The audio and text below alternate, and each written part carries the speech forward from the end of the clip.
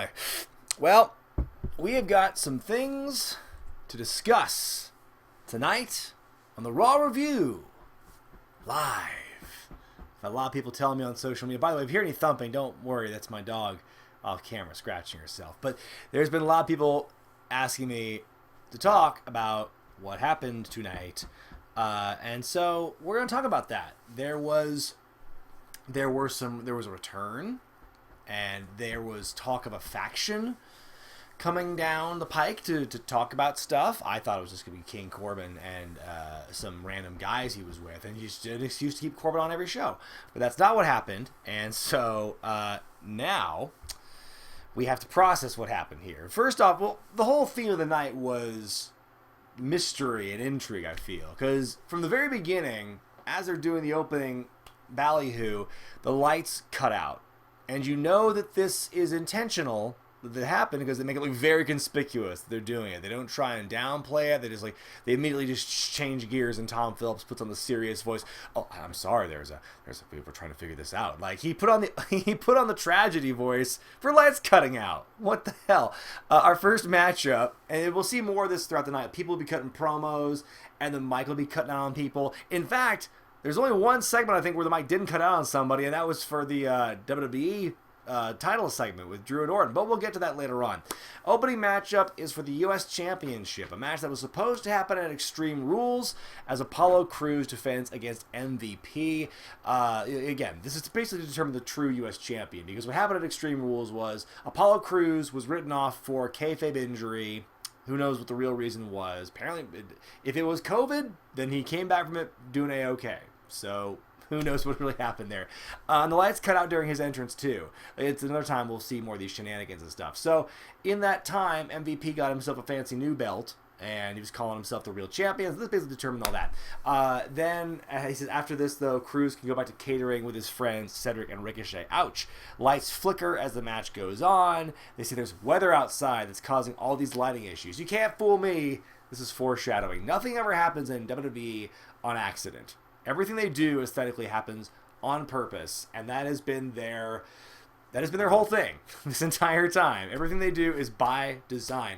Good match here. The Hurt Business try to interfere as the match goes on, but Crews is able to persevere. MVP is a German suplex. Crews strong styles his way through the pain and doesn't sell. That is the coolest thing I've ever seen him do ever in his years in the main roster. Hits a toss powerbomb to win, and he rights the wrongs. He is the confirmed U.S. champion. He has both the belts now. Cuts a cool promo afterward, talking about how he wanted to win the belt for his kids because he watched MVP talk trash and walk around with a new belt and everything. So yeah, I thought it was cool. Thought it was cool that Apollo finally won and got that match. And then afterward, MVP complains of unsafe working environments, what with the flickering lights and whatnot. And then he demands a rematch at SummerSlam. So I guess we're just ignoring the no automatic rematch clause they made a whole big deal about, a couple of years ago. Anyway, yeah, pretty good, pretty solid opener. Curious to know where the flickering lights and everything come from and where that's going to lead. Spoiler alert, we will not find out tonight. Bayley and Sasha are interviewed backstage, and so they're asked, will they defend any of their championships at SummerSlam? And Bayley's like, pish posh, you don't know what you're talking about. Let's toss to this video package that highlights all of our virtues and everything, how smart they were to beat up Kairi Sane to distract Asuka. Basically just lifting the veil and exposing their evil plans from the very beginning. And then it gets interrupted by an angry Asuka yelling in Japanese. Then she says revenge will be very sweet. Then afterward, the champs are upset. Shayna Baszler walks in and just decides to sucker punch Sasha Banks, punch her in the mouth, and then she walks off. So now we, from this one segment, this is actually kind of a cool thing I liked about the show, because in a 1-2 punch, for lack of a better phrase, they kind of introduced two new challengers, or two challengers breathing down Sasha and Bayley's necks. I was just wondering on the SmackDown review last week who is going to be next to challenge Bayley for the Women's Championship on SmackDown. No one is available, except maybe for Naomi. There's no credible contenders. But I could see them finding a way for Asuka to move to SmackDown and challenge Bayley, but they're going to have to explain that pretty soon, because it's just less than 3 weeks away, or 2 weeks away is when SummerSlam is happening. What will become of Shayna? Time will tell. I thought it was a good way to establish both of them as threats, though, in this bit. We see backstage Kevin Owens approached by the Double Iconics, and they're asking, hey, put us on your KO show. And he's like, no, I already have guests, thanks. And so we have that show now. More mic shenanigans throughout, microphone problems as this whole segment goes. The Kevin Owens show, KO brings out his guest, Ruby Riott. And so he's like, hey, what was it like winning your first match in forever? You got kind of emotional last week. And so she says, it was very emotional, but I just wish that my friend Liv Morgan were there. And then he kind of pulls a Jerry Springer, goes, well, just it turns out my next guest is your old friend Liv Morgan. Da-da-da-da-da-da. And so she comes out and everything. Kevin wants to bring Liv and Ruby Riott together. He doesn't know. He says out loud, I don't know if it was worth it to, stab all my friends in the back over the years. And so I don't want the same fate to befall you. I like this kinder, gentler Kevin Owens we're getting here. I can't wait until he turns his back and stabs somebody else in the back in a few weeks. Ruby with this very big, kind of apology toward Liv, saying she was wrong, that, Ruby felt she wasn't feeling needed after, Sarah Logan moved on with her life. Moved on. That was good language they used to describe Sarah Logan getting released. And after Liv began to thrive on her own, you being this independent lady that we keep talking about, we don't really understand what that means. You've never really explained to us. And so Ruby is sorry for how she treated Liv earlier, and she wants her country back. I mean, she wants her friend back. And, before we really get any kind of resolution on that, the Iconics show up, and line of the night from Peyton Royce saying Liv should have stayed in the bathtub, which is an allusion or a reference to her vignettes that she had for a few weeks before showing up for the Lana wedding, and we all remember how that turned out. They talk trash about Liv and Ruby, and Liv says nobody riots like the Riot Squad. I expected riot from Women of Wrestling to pop up. Are there any rioters in the house? So then Kevin openly asks if we can turn off or have more technical difficulties for the mics for the Iconics. They both slap him, and then Kevin tells Ruby and Liv to sick him, and they basically do. And then we go from the commercial break. We see Liv Morgan and Ruby Riott, two-thirds of the Riot Squad, have reunited to take on the Iconics. It's a pretty short match. Blink and you miss it, kind of. Morgan rolls up Billie Kay out of nowhere to win. After the bell, the Iconics jump Liv and Ruby. Ruby makes the save, I should say. They hit a double team move on Billie Kay while Peyton's just kind of selling in the corner. And that's where that segment basically ends. They sure as hell need more women's tag teams. Otherwise, Sasha and Bayley are going to hold on to those belts forever by default. So, sure, let's bring this team back together. I don't understand why they went the route they did in the first place. Does anyone care about either woman more than they did before Ruby turned heel on Liv all those months ago? The walk we took to get here, I didn't quite understand why we had to wait so long for this to happen. We really had to wait for Liv Morgan to totally peter out, and for all her stock to go down the toilet after the big return she had at the end of last year. We move on. There was an accident backstage. A box full of things had spilled, and we're trying to get to the bottom of this. Rumors that the spillage was deliberate. MVP wanders in here and gets mad about all this coverage about boxes. We're talking about boxes? He wants to know, this conspiracy, the fact that the unsafe working environment, And Charlie says, well, it just so happens Apollo Crews has accepted your rematch for the U.S. Championship. MVP's happy again. Suddenly, Shelton Benjamin shows up and says someone stole his 24/7 championship. And so they're going to figure out who it was. I guarantee you it's R-Truth. I just guessed off the top of my head when I heard that. We then go to our next segment, In the Ring. Drew McIntyre shows up for a face-to-face with Randy Orton. And Drew on the mic says, what Orton did, what did to him last week will never happen again. He says there's lots of similarities between these two. They've both been told by Vincent McMahon, how they were both considered the chosen one, all that stuff, the future of the business. He echoes Edge's sentiments from weeks ago about how Randy waltzed into WWE and got all these perks for who his dad was. And Drew talks about how he was fired for his mistakes, but Randy Orton should have been fired several times for all the literal crap people have put up with. I like, those classic rumors bubbling up to the surface here, making a return. Haven't heard that story in a while. Randy Orton and Ric Flair interrupt as a result of all this trash talk. Orton's upset that, Orton's basically, I'm offended because I told you last week how I respected you, and now you're telling me how I'm entitled and I don't belong here. Well, you know what? He has a kind of a cool line here. If I don't want to be here, then why am I here? That was kind of a cool little comeback, I thought Orton said there. He admits he should have been fired many times over, but the reason he wasn't is because he was far more valuable to the company than Drew McIntyre ever was, which is such a burn. I love that. That's such a great, I think what I liked about this segment here was that both guys had really good points, and that's, I think, what makes a great promo great, is that they both have really good points here, and it's like, I think it was really strong work by both guys. Drew thinks that, Orton dares Drew to come up with one original opinion about me, Orton that is, and Drew says, you've never helped anyone up, you never brought anyone up like The Undertaker brought you up, and all these other, veterans brought you up. You've not given back. You've been a selfish prick. I don't see a leader, I see a selfish prick, is what Drew said. And Drew says he has receipts for Orton. He will rip Orton's head off, but he will see it coming. So like I said, more great promo work. Making good points. Drew with a sweet rebuttal. Kind of good ending. Good work to build toward Slam. By the way, I want that to start picking up now. I want everyone to start calling it Slam from now on, okay? Can we all agree to do that? I mean, we only have so much time in our days. I think abridging SummerSlam by a little bit, I think it's going to help in the long run here. Backstage, after the break, Ric Flair approaches Kevin Owens, tells him he's turned into a guidance counselor. He's helping other people before helping himself. And then we get, I had to play it back a couple times because the speaker on my projector made Rick's whole thing sound like mush. I couldn't understand what he was saying. But that's a technological problem from my end, though. It's an equipment failure.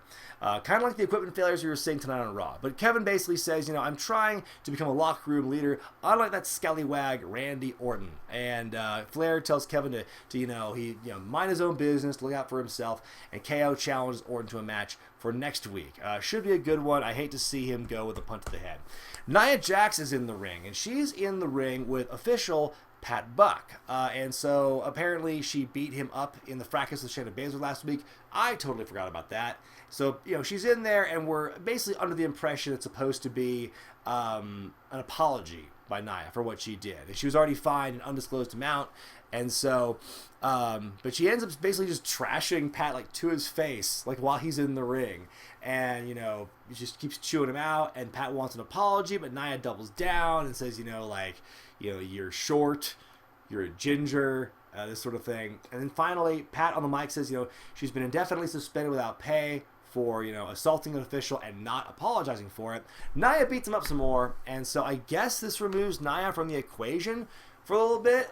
There's all these, people who just, get written off for some reason. Oh, it's an injury. Oh, it's this suspension.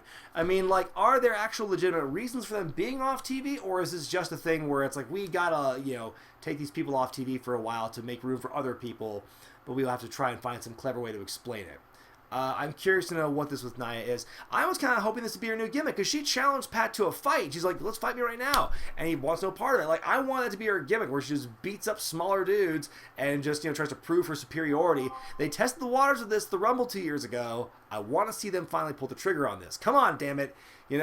You see some weird shit in this show tonight, and the fact that you don't see Nia Jax beating up Pat Buck in the ring is not one of those things. In a match capacity, come on, that's a total blown opportunity. R-Truth runs out with a 24/7 championship that, of course, he stole, because who else would it be? And we go to our next match because he's being chased out by Akira Tozawa and the Ninjas. So the title match is next. It's supposed to be Shelton Benjamin defending his title against R-Truth and Akira Tozawa. What was the point of Shelton's belt even being stolen if we knew all along it was going to be R-Truth? What was the point? Shelton destroys Tozawa with a powerbomb early on, which is pretty fun to see. He hits Truth with a pay dirt. One of the Ninjas steps up and gets taken out by Shelton. MVP and Lashley fight the other Ninjas. All three guys of the Hurt Business are fighting the Ninjas. In the fracas, Tozawa hits his senton onto Truth and pins him to win the championship, because he's the champion again. Great. But again, what was the point of Truth stealing the championship? The whole story they're trying to paint with the Hurt Business is that, they had a real bad night. MVP lost his match. Shelton Benjamin lost his match. But on top of that, Shelton had his belt stolen. Well, what the fuck point is it if the belt is stolen if you also lose it? You lost it twice. It's I think one negates the other. I think it was, the stealing thing added so little to that story arc. I don't know why they did it. So then we finally see, first of all, all night we've been seeing these shots of the outside of this room. And Chungus, the big giant, formerly the giant ninja, is now the giant security guard watching over this room. And we hear some commotion and noise coming from there. We don't know what it is, but we know it has something to do with Shane McMahon. That was what they were teasing tonight, was Shane McMahon was coming back. What will his big idea be? It's Raw Underground. That is what it is. It is an MMA Fight Club gimmick. There's no ropes, gritty lighting, and sexy dancers and fishnets. Ooh, baby, that's what we have here. This is Shane's big idea. It's finally Shane's dream of having kind of a mixed martial arts federation within WWE after more than a decade has finally been realized. Like, this was his idea for like what he wanted to do with like ECW. And then it became kind of like, then like what eventually became NXT was apparently his desire to have this kind of like edgy Fight Club kind of thing happening. And so he's finally getting it to happen. It only took like 20 years after he first pitched it, I think. But it's finally going to happen here. And so we'll see more of that in a little bit. I'll give you my thoughts on these segments as they go on. But Raw Underground is definitely a big thing having to do with the show tonight. We'll talk about that. We get Seth Rollins update, and we see Dominic Mysterio being interviewed backstage. Why does he keep fighting? Why does he keep going after Seth Rollins? He's fighting for his father, and he is challenging Seth to a match at SummerSlam. So yes, the show that started it all for young Dominic's career, as he stood there at ringside to watch Rey Mysterio and Eddie Guerrero kill each other in the ladder match in 2005. 15 years later, the prodigal son comes home to roost, and he will challenge Seth Rollins at SummerSlam. We'll see where that angle develops as the night goes on.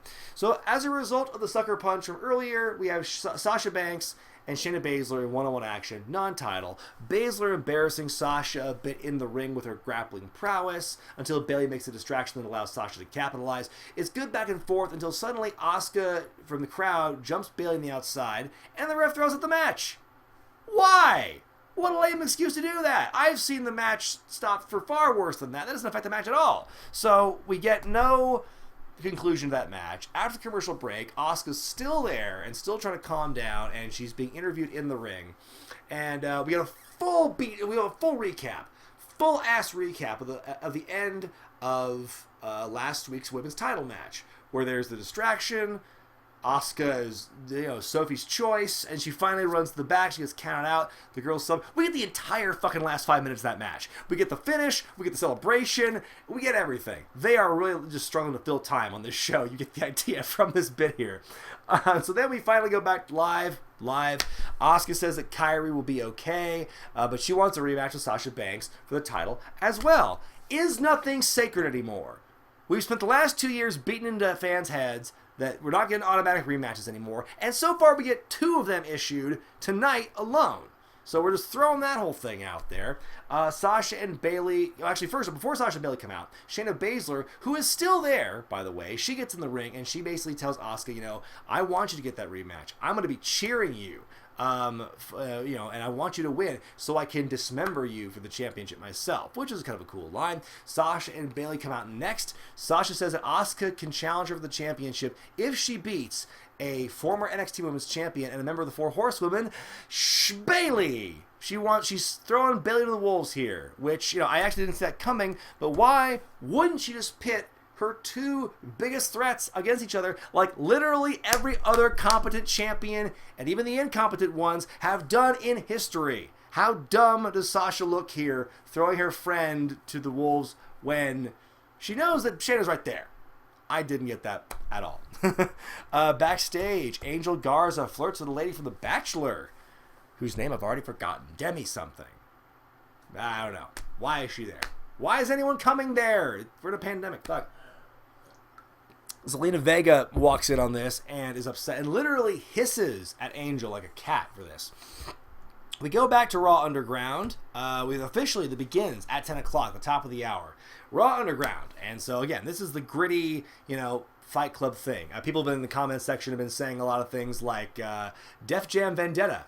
Def Jam Fight for New York, more specifically, is what we're getting here. That's the vibe. And I kind of agree. It's very Def Jam vibe, no matter, except for Def Jam Icon. Fuck Def Jam Icon. The first 2 games, though, I can definitely see the vibe with Raw Underground here. We have Babatunde under a new name. Dalakato is his name. If you saw him in the Greatest Royal Rumble a couple of years ago, he was there. He's never been on television with NXT since then. He just showed up in that and he was gone. And he actually appears in the film The Main Event, which is available on Netflix. I'm sure I'll review that someday. But he's in that one as well. And so this is his first exposure on Raw. So here we go. He beats the hell out of two poor souls and wins the fight. And we're just going to go back and forth Raw Underground. The third hour is peppered with Raw Underground stuff. And again, I'm just kind of going through the motions of what these segments are, and I will tell you my final thoughts on it when we are done, when we have the final segment of Raw Underground, because there's a lot to discuss about this, and I don't want to try and go back and forth with it. Angelo Dawkins, next up, we've got two singles matches happening back-to-back between the Raw Tag Team Champions and their challengers. First up, we've got Angelo Dawkins versus Angel Garza. Angelo hits on the lady from The Bachelor as well. Didn't he and his wife just have a kid? I feel like it's, again, Angel Garza, who is openly on air, proposed to his girlfriend and is engaged, hitting on ladies every week. Angelo Dawkins, who is a confirmed married man and just had the birth of his first child, Mazel Tov, by the way, hitting on some lady from The Bachelor, Demi something. And they talk about their tag title events at SummerSlam. The lady from The Bachelor, Demi something's looking on. Again, why is she there? The match ends when Dawkins is distracted because Montez Ford, in the height of Angelo's comeback, Montez shakes the ropes and just passes out. For no reason. Apropos of nothing, he's not touched, he just all of a sudden blacks out. Dawkins is distracted, he turns around and gets a kick from Garza in the head. So Angel wins. Then after the break, Montez Ford, who has inexplicably been cleared to compete, will go against Andrade. Ford has life in the match. Pretty much throughout the whole match. He gets some hits on the noggin. You're kind of scared for a minute. But he makes a full comeback. He does a plancha, full-ass plancha onto his opponent. And then he shakes the ropes again and passes out. And so the match is thrown out. It ends. And the medical team in kayfabe has failed spectacularly. Samoa Joe makes a great point on commentary. How could they have cleared this guy? Like, how is he even cleared to wrestle after what happened? And then he does it again in the ring.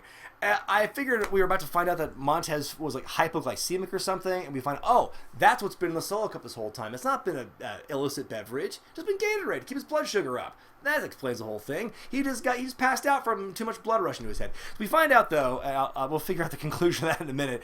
Backstage, we see Murphy watching the footage of him gouging out Aleister Black's eye in the steps last week. Seth's proud of him, and Murphy goes, "Golly, boss, are you going to accept Dominic Mysterio's challenge?" He said in an Australian accent. I can't do that one. Seth just smiles and looks on. Raw Underground continues. Eric from the Viking Raiders beats Local Man. And that is the end of that segment. And then we go back to the backstage area. Angel Garza hits on Charlie Caruso again outside the trainer's room.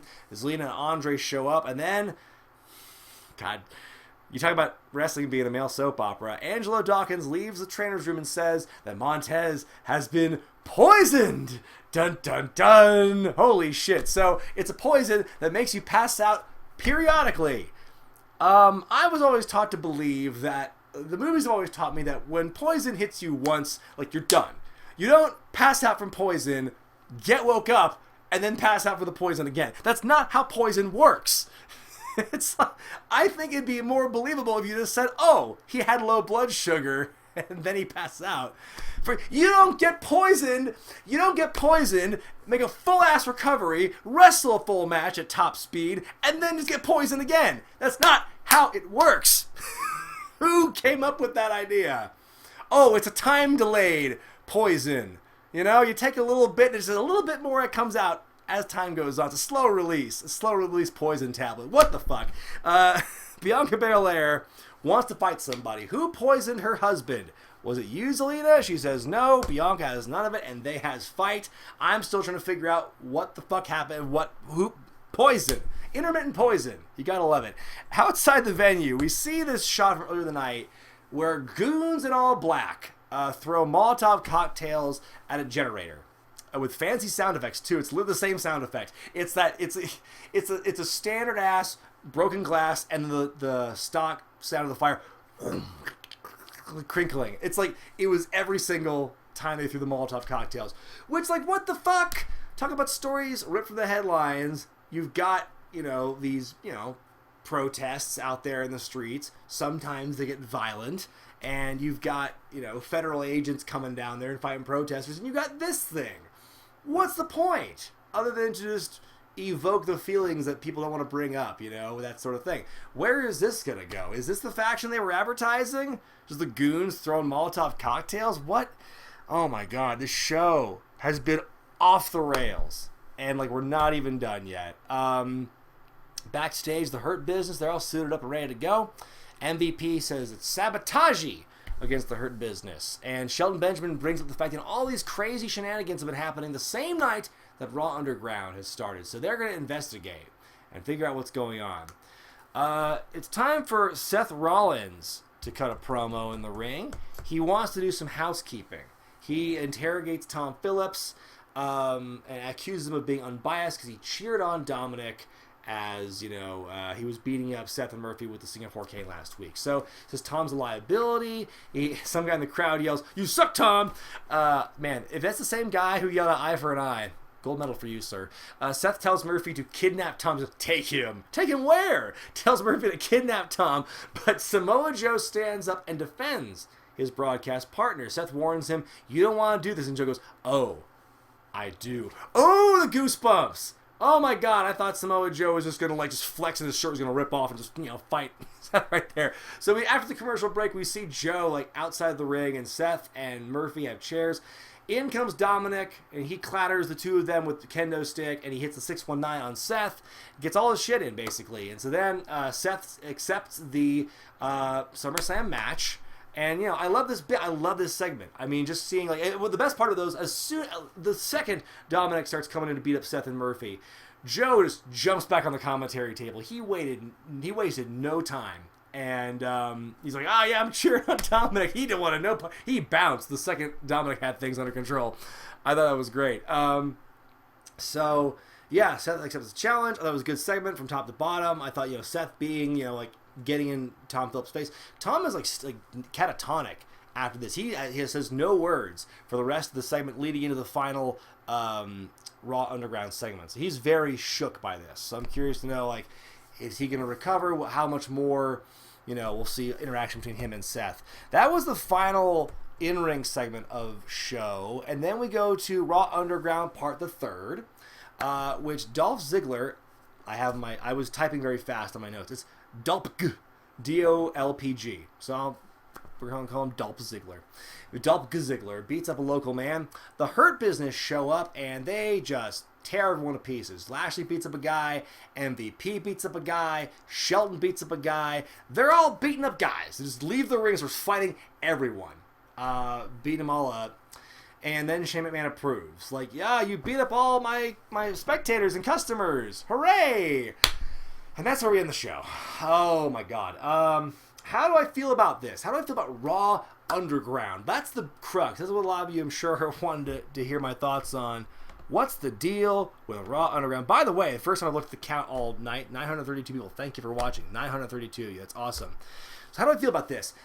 A lot of comparisons have been made between Raw Underground and the Brawl for All. And I'm here to tell you these two things cannot be further apart. There is a real vibe to this, but this is very different because they have established this is basically a fight club with very minimal rules. Brawl for All had way too many rules. Also, they're not treating this as if Raw Underground is real and what you're seeing in the ring elsewhere is fake. That was the vibe we got from Brawl for All. Brawl for All was shoot. That was a shoot fight. You can tell that these are very much worked fights. And I think that if Brawl for All went that route and made it a work from the beginning, it would have been a lot more palatable. That's one of the many criticisms it has from what happened in 98. So, apparently Dio Madden was one of the guys that came out and got beat up. So, great return, Dio Madden, former Raw broadcast team. So, yeah, that's the key difference, is that Raw Underground is clearly a work, as opposed to what Brawl for All was, which was a she-zoot. All violence in their world is essentially the same thing. What we see in the Raw Underground is really no different from when Brock Lesnar takes advantage of people in the ring, or when there's excessive violence, excessive fighting, and the referees have to tear apart. There is no referee real intervention. with this one. So I think, anyone who says that Raw Underground is like Brawl for All, I wouldn't make that comparison. I wouldn't go so far as to say that. My biggest problem with Raw Underground, besides the fact we kept going back and forth to it, we'll just check in and see how they're doing, was what is the reasoning behind Raw Underground from a kayfabe perspective? Like, kayfabe is what drives everything with this show, or at least the story they're trying to tell, the universe that they have. What benefit is there as a company to run this unsanctioned underground fight club in your own building when there is, according to story, in this world we've created, there is a risk for injury, there's a huge liability risk as a concept for Raw Underground. What is Shane McMahon's ultimate goal? I guess that's kind of the thing. Is there a connection between all the weird electrical shit happening in the night, the rioters destroying the generator or throwing Molotov cocktails at that, all that stuff, the box of things that spilled? How much of that is tied with Raw Underground? What is the benefit for the fighters? What is the pay for them? What's the pay scale for them? That's never been established. Are we going to find out about that soon? Will that ever be explained? What is Shane's goal? Is he going to be trying to take over WWE from the inside? Like, is this his way? Like, is Shane and Underground and all the wacky electrical things, is that all tied together? They threw a lot at us tonight. And my final verdict on this first night of Raw Underground is, I don't hate it, but I'm wondering where this all goes. And I'm going to give it a few more weeks and see. I'm not going to shit on this right away. There are some things about it that I kind of like. It is different. And like I said, it's not being treated as a shoot as opposed to a work. All violence is the same. And so it's just a matter of like what rules are enforced. So I get that. But there's a lot of just questions about like where I feel. It's very like Josh Barnett's Bloodsport, the stuff that would happen like at GCW Bloodsport. Some people are commenting about this. Scripted shoot fights essentially. I will give them the benefit of the doubt for right now. And so with that, I guess now is a good time. Let me get my notes in order here. And then when I'm done with this, I will get to your super chats at the end of this. 1,000 people are watching this. Holy shit, gang. Thank you very much. This has to be an all-time record for my stream. So, yeah, thank you very much. I really appreciate that.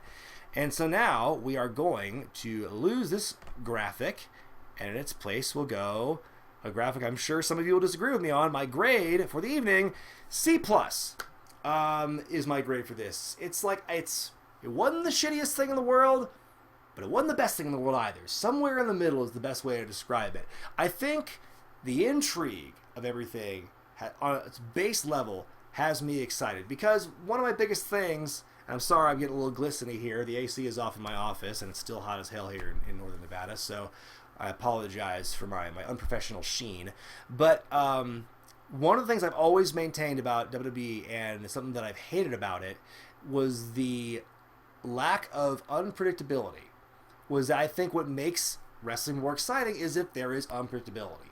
And yes, the electrical stuff happening, very clearly done by design, but you don't know when it's going to happen. You don't know what the payoff's going to be. When's that finally going to be like, when's it going to pay off to something? So that has me interested on one level. It's like, and if it is tied into Raw Underground, where is the connection? And what does Shane McMahon, what is his ultimate motive for doing this? So I'm encouraged about that. And like I said, Raw Underground shows promise. There's things I like about it. Drew and Orton, that segment was great. I mean, I could literally just listen to Drew McIntyre and all his opponents cut promos every week and just be kind of entertained by it. I think they're doing a great job in the promo game for the most part. Rollins and Dominic, that whole segment at the end was great. Seeing Dominic get his shit in and show Time to Fly. I mean, he's not winning a SummerSlam, but it's going to be the way they're going to tell that story, I'm really confident that it's going to be good and be done well.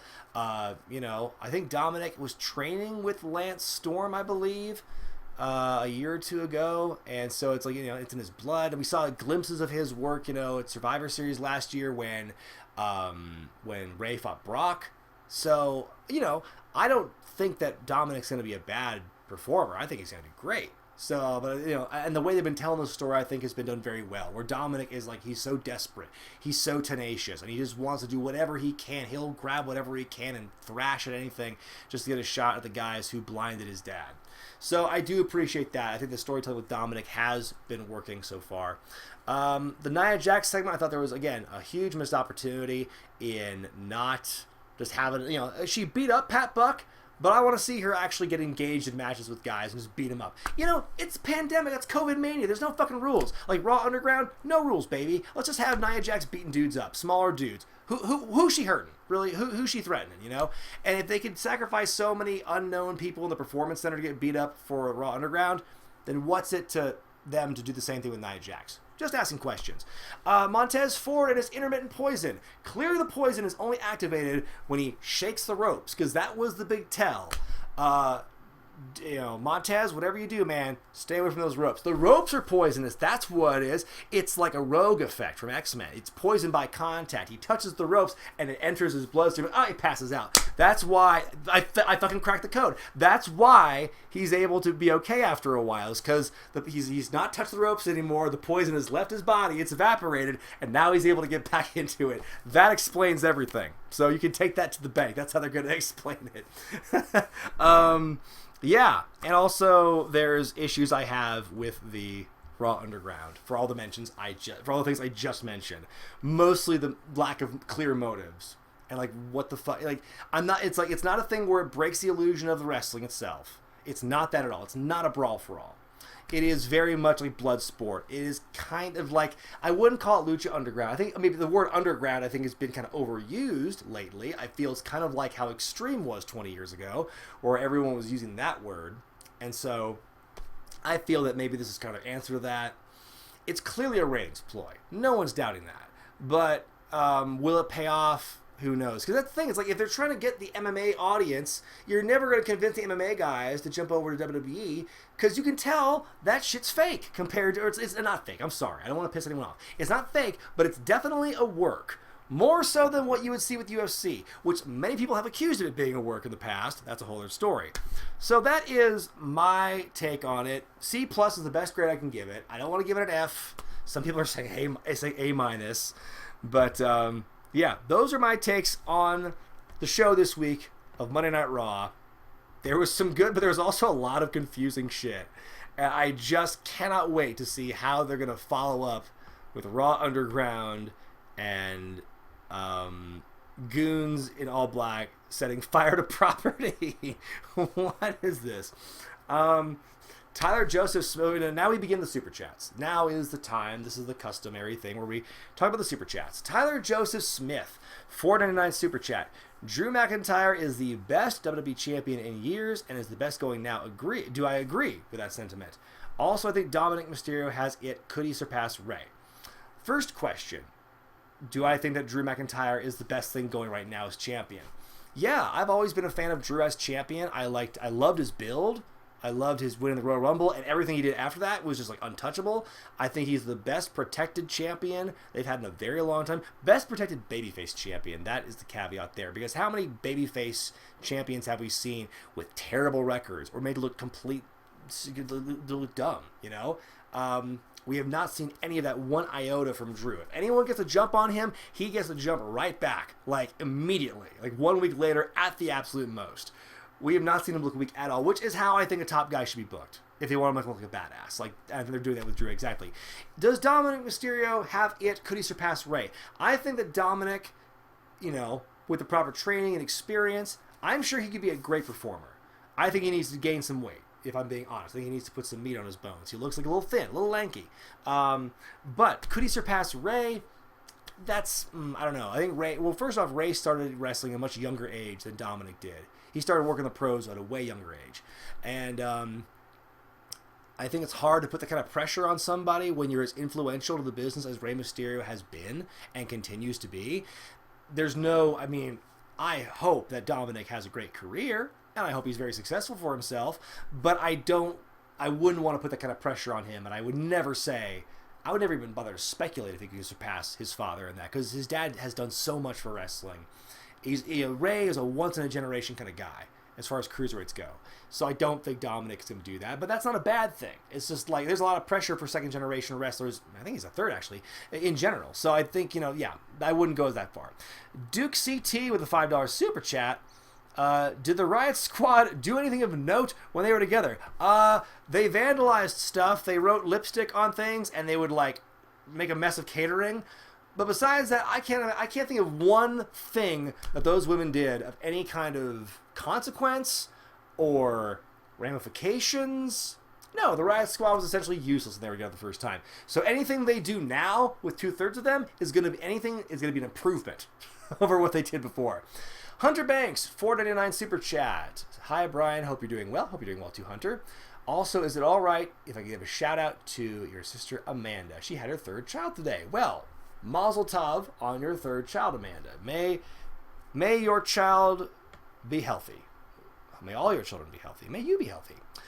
Jack Wivell with $5 Australian super chat. You mentioned Doug Walker / Nostalgia Critic last week, and that reminded me. I've always wondered, was he an influence on your content? Yes, I have made many aspersions to that over the years. I have basically described this channel as Nostalgia Critic, but with wrestling, is the easiest way to describe it, because he was my key influence. Angry Video Game Nerd was kind of an influence, but I think in terms of the style and the writing and the language, I think Nostalgia Critic Doug Walker was a much larger influence on me. And so, yeah, I'm not ashamed to admit that either. I think a lot of content creators and a lot of channels out there owe a lot of their whatever YouTube careers they've had to Doug Walker and James Rolfe. As troubled and as controversial as Doug Walker is now, there is no denying the impact that he and James Rolfe, Angry Video Game Nerd, had on the YouTube culture. Those two guys basically created the subgenre or the cottage industry of nerdy white guy reviewing bad things about a particular medium in a funny way. That's all this is. It's just about wrestling. And the reason I started this channel was I couldn't find an equivalent of that style with wrestling. So to answer your question, yes, Doug Walker is a huge influence on me. TR Sega with 200 yen super chat. I don't know how much that is. So someone calculate that for me. Will I do a trivia challenge with no DQ again? Well, thank you, TR Sega. If they want me, sure. But I will say, speaking of trivia challenges, I will be on an upcoming episode of Quizzlemania this month. I will not tell you when, nor will I tell you with whom. But it is happening this month, so I will hopefully regain my Quizzlemania crown. I lucked out so hard the first time I did Quizzlemania, and I've never come close to that success again. I was just like on a roll. I guessed the right nips. I guessed the right, obscure pay-per-view matches. I was on fire, but man, I've had my dick kicked in every single time ever since then. So I don't want to just be a fluke. I want to try and at least be in the running with it. Eric Derigi, I'm never going to get that right. $5 super chat. Raw Underground was like the old WMAC Karate Masters Saturday morning show for the 90s. Almost felt like a pilot for a future cinematic. I like the idea of them kind of using this as a pilot for like a spin-off or something. Like you mentioned here, another $2 super chat. Felt like a late 99 Nitro. A late 1999 Nitro. If I can just enunciate and take time with my words, I can speak a lot more clearly. I buy the idea. I could get the idea that it's like kind of like Karate Masters. It's a show that I don't have too many memories of watching. I remember a little bit of it as a kid, but I was not really into the live action stuff. I will say I have a much fonder memory, although I can't remember the show now. It was like a monster truck show that aired in a very similar time slot after Saturday morning cartoons, but it was like they were characters cutting promos that embodied like those gimmicks. There was a grave digger and stuff like that. Like I have memories of that show, not so much Karate Masters. Mr. The Rated G. He's Mr. The $3.99 Canadian. Just wanted to give you money with many thumbs up and clapping emojis. Well, thumbs up to you, the Mr. The Rated G. Please, please. My father was Mr. The Rated G. Alec Holland with a $20 super chat. Thank you, Alec. Lashley, Benjamin, and MVP are now some kind of suit. You asshole. Are they some kind of suit fighters? Are they some kind of karate? Thank you, Alec. That was great. Put a smile on my face. Eric, DEFCON Prime Derigi. Oh, you've upgraded. Grats on the level up. After not watching WWE from 2002 to 2017, it's a great time to be a fan again. WWE, New Japan, Ring of Honor, AEW, Evolve, CMLL, AAA, Impact, MLW. It's great to be back as a fan, and YouTubers like you, that's me, make it better. Thank you, Eric. I really appreciate that sentiment. And yes, I would agree. Right now, wrestling fans are spoiled with riches. And, like, you know, it's never... If you've been, you know... When I was a kid, like 1998, I wanted to consume as much wrestling as I possibly could, but I was kind of ignorant to, like, tape trading, and my internet sucked, so I couldn't really get, like, any good stuff off that.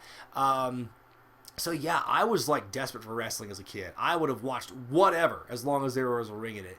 I would flip through the cable access channels on weekends, like on Saturday nights, hoping and praying I would find some random wrestling show because I didn't know what the programming schedule was. And occasionally I lucked out because I would occasionally find, like, there was a local guy in Portland who, like, did a wrestling talk show and interviewed, like, local guys. That's how I first came to know who Buddy Rose was, by the way, was seeing him as a guest on that show, like, way back in, I was like, 99. And, you know, I one time I flipped through and I saw, like, some kids doing, like, essentially NWF Kids Pro Wrestling, but it was like a college lecture hall, and there was, like, no ring, there's no fans, it was just dudes in their socks, and they're fucking doing moves and stuff on cardboard boxes, and, like, I thought it was the most fascinating thing, and I wanted to be a part of that, but that was, like, back in middle school, I think I saw that.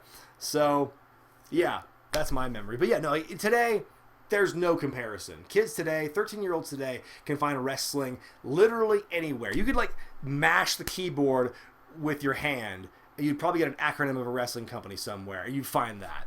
That's how just permeated and soaked into our culture right now, and how easily accessible wrestling is, the good and the bad. The Willmeister, $5 super chat. Tonight's Raw reminded me of the late 90s wrestling in the worst way. Yes, that is a very good point, Willmeister. There is definitely a vibe of, like, Vince Russo era schmaltz. Schmutz, I guess is the better word, all over this show. There's random shit happening where there's no real explanation for it. There's shoot fighting. There's a lot of just, you know, wild and crazy stuff being thrown at the wall to see what sticks. And I don't mind that.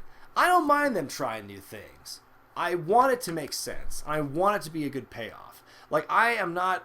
When I say that Raw Underground has issues, in no way am I saying I hate Raw Underground and I want it to fail. That's not what I'm saying at all.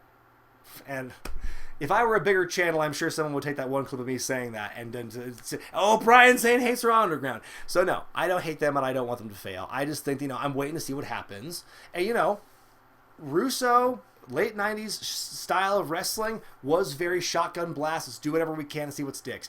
And some of it worked, some of it didn't. And, like, again, that style is what made me a fan when I was a teenager. So I don't hate this idea. I don't hate their shtick right now. I just hope that it turns out okay, and that we don't look back on this, like, you know, a year or less from now and go, boy, that fucking sucked. Kenny Brockelstein with a $1.99 super chat. Thank you. There's no comment there, so I'm just going to say thank you for the super chat. The Wiltmeister back again with a couple of more super chats. Montez Ford being poisoned almost gives me a John Cena got stabbed by Jesus, who was almost New Jack kind of vibe.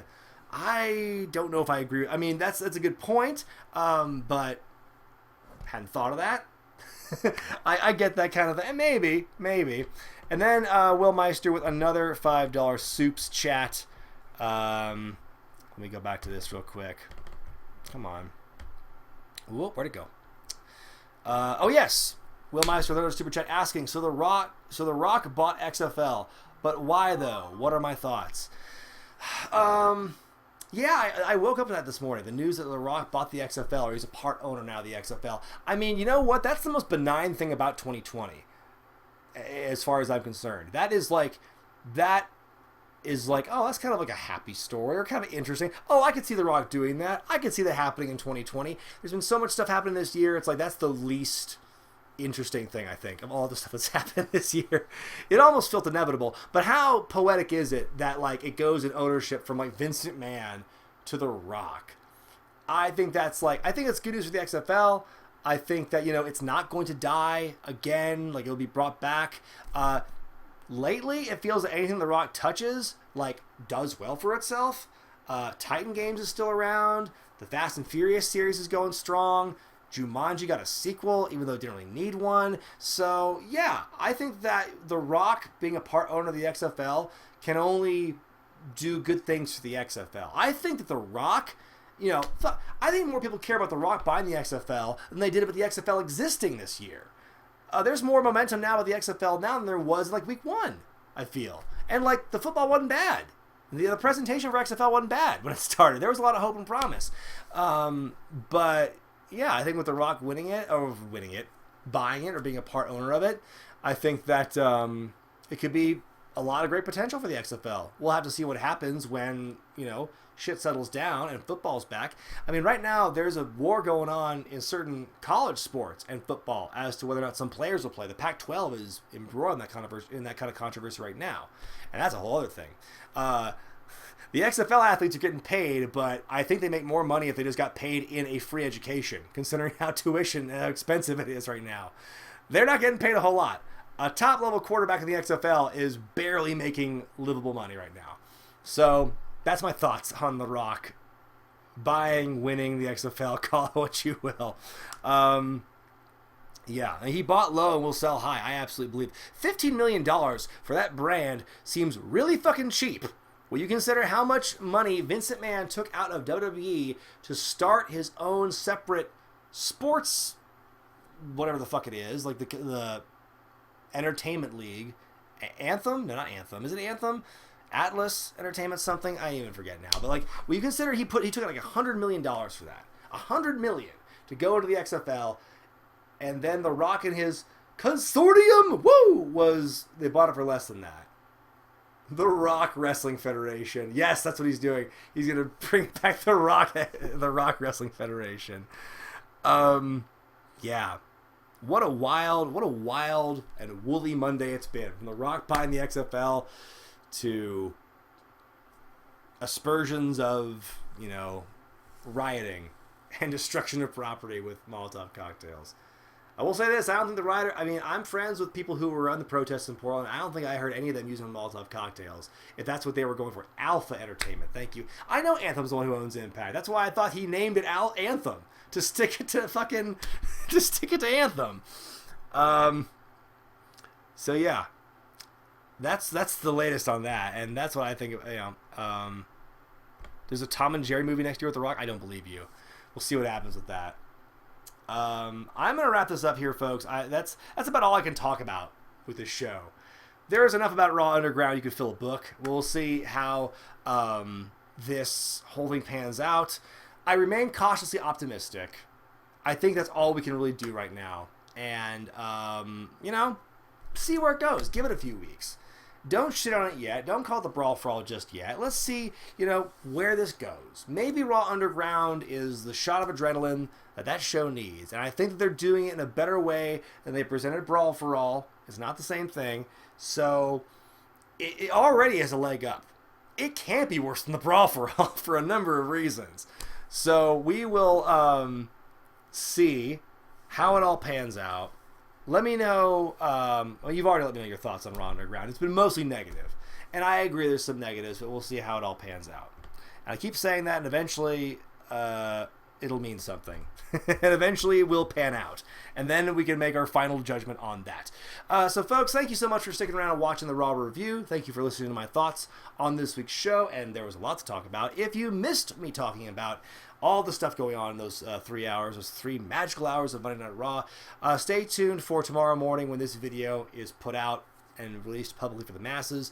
This week's Wednesday video, in case you didn't see on social media, is my review of SummerSlam 1998. All month long, it will be a SummerSlam-themed cornucopia of content. It will be classic SummerSlams.